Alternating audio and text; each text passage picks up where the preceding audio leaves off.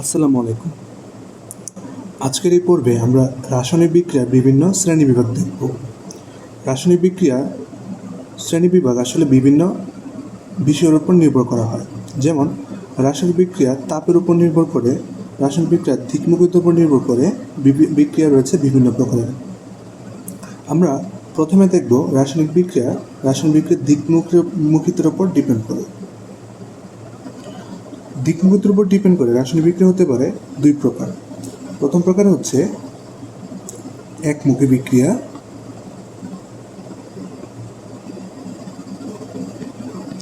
দ্বিতীয় প্রকার হচ্ছে বহুমুখী বা দ্বিমুখী বিক্রিয়া। একমুখী বিক্রিয়া কি?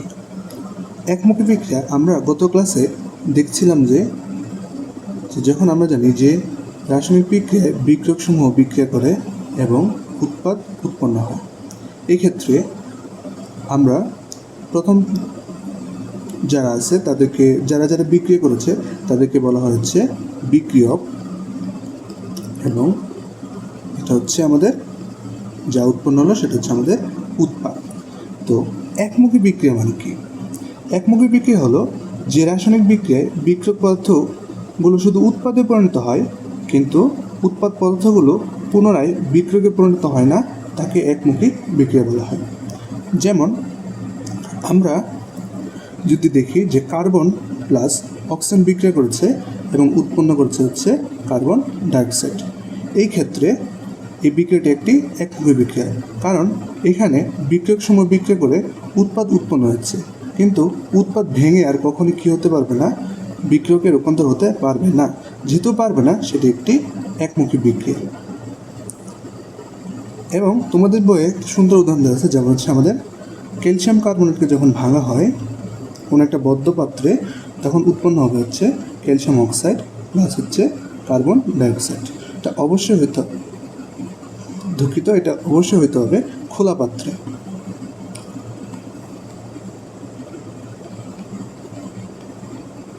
তাহলে এখানে আমাদের ক্যালসিয়াম কার্বনেট ভেঙে উৎপন্ন হলো হচ্ছে ক্যালসিয়াম অক্সাইড আর হচ্ছে কার্বন ডাইঅক্সাইড।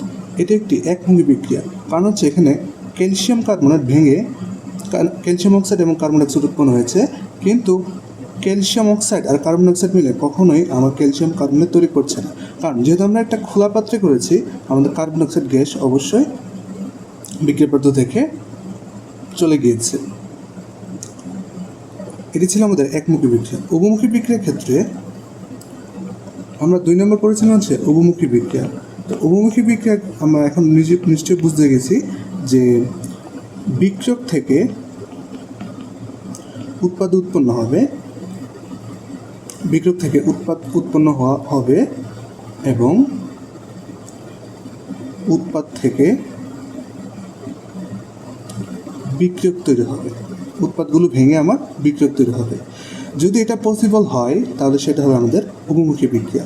আর উভমুখী বিক্রিয়াকে প্রকাশ করা হয় সম্মুখমুখী বিক্রিয়ার ক্ষেত্রে অর্ধতীর চিহ্ন, আবার পশ্চাৎমুখী বিক্রিয়ার ক্ষেত্রেও অর্ধতীর চিহ্ন বোঝায়।